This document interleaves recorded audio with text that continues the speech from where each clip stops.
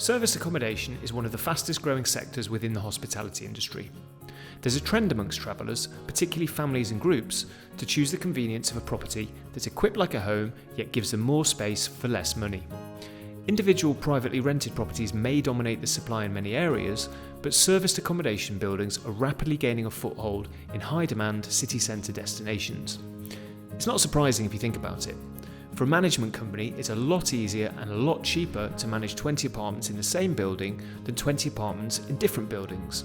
These cost savings can be passed on to travellers, making the block approach far more competitive.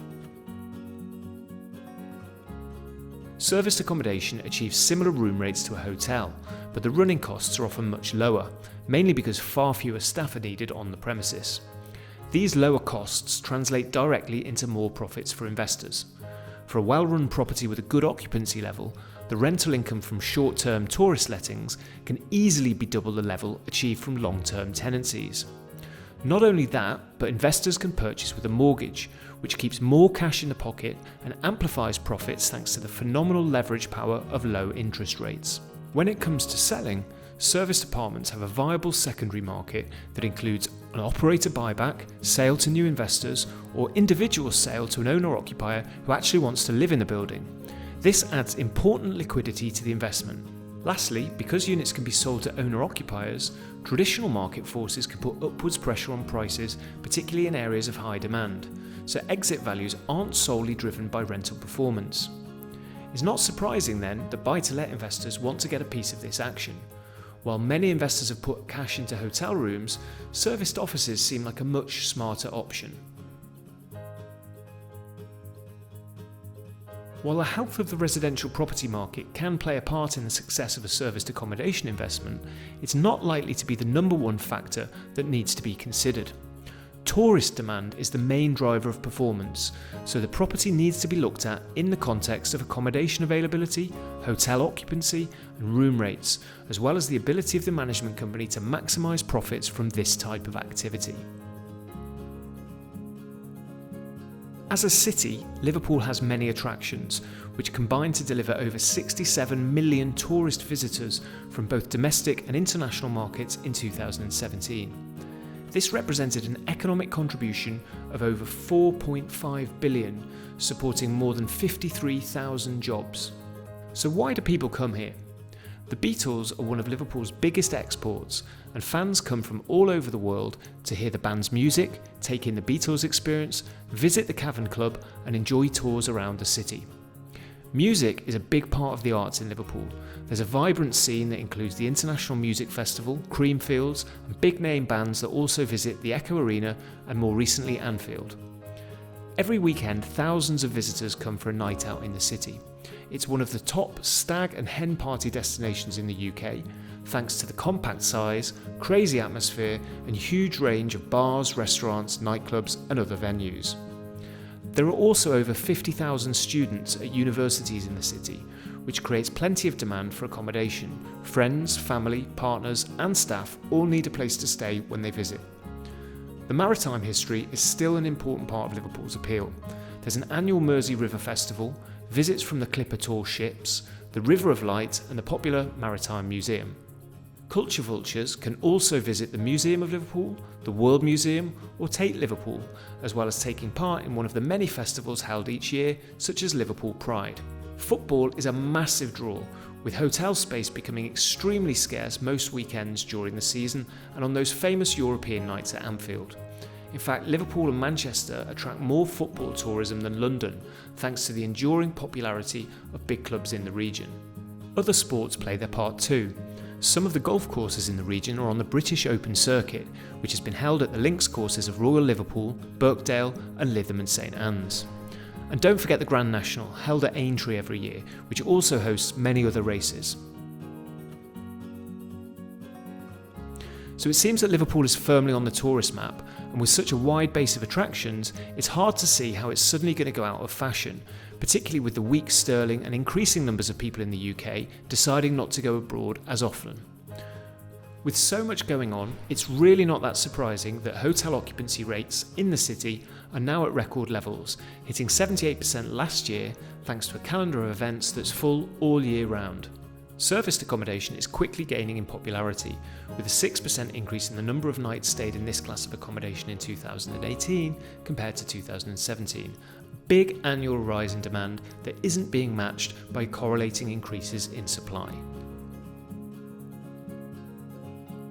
Sandwiched between the Georgian Quarter, the Liverpool One retail area and the commercial district, Hatton Garden is in an ideal location from which to explore the city centre on foot.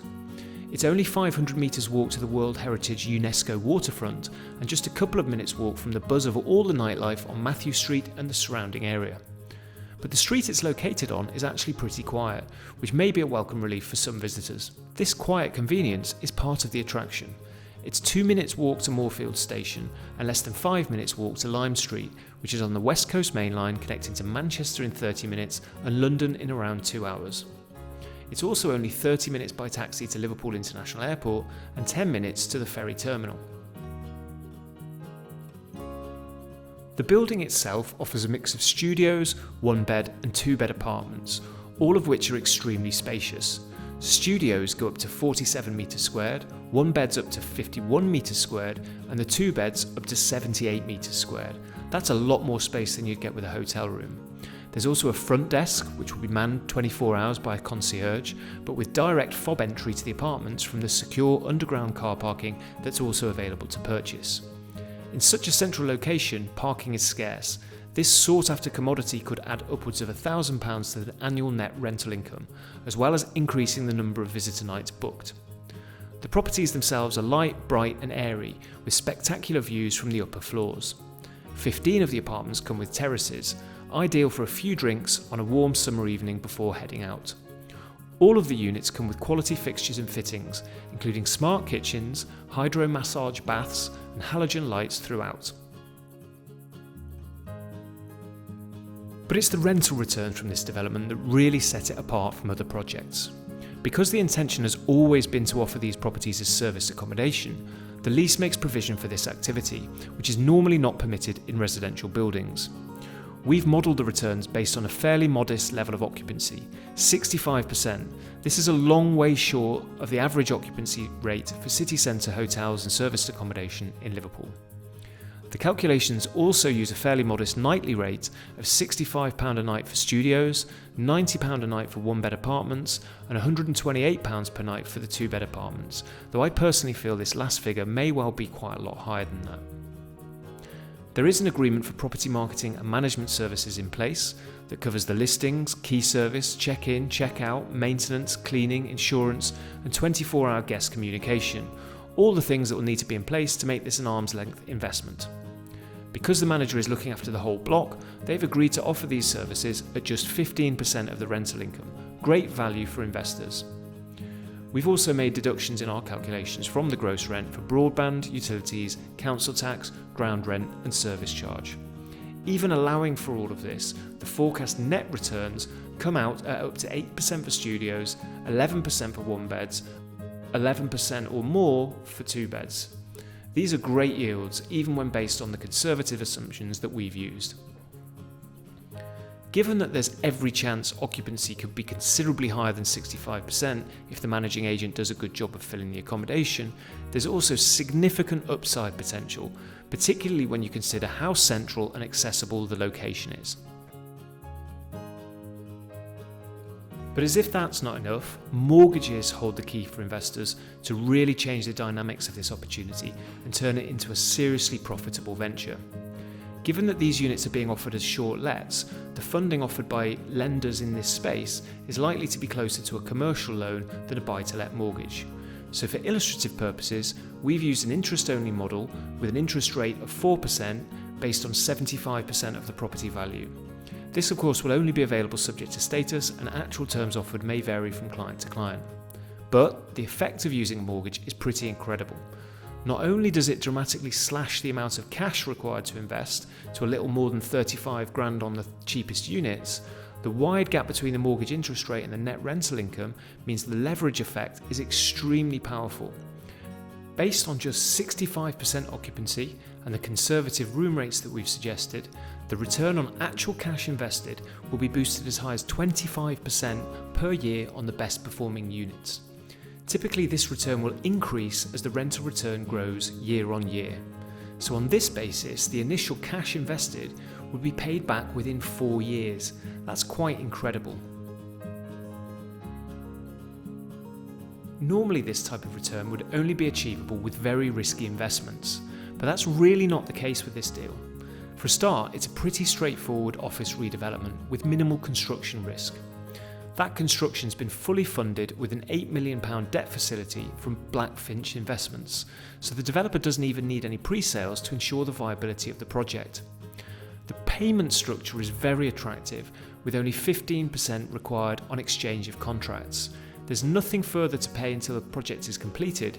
The full balance of 85% is deferred. And not only that, there's a deposit protection scheme in place for investors, which ensures 2/3 of the 15%. This is one of the most secure off-plan investments on the market. The developer is Signature Group, one of the top constructors in the city who've created many hospitality, residential and commercial projects in Liverpool. They own and operate a number of hotels, including the Shankly, the Dixie Dean, the James Street Hotel, and this gives them a ready-made pool of people to market to, as well as a finger on the pulse when it comes to tourist demand. Brown & Co are the management company who have been appointed to look after the serviced accommodation. They're a specialist short-let agency with more than 10 years' experience in the space. The properties will be marketed on Airbnb, Booking, Facebook, Instagram, Rightmove and Zoopla. This project is already selling quickly, so if you think this might be for you, get in touch as soon as possible.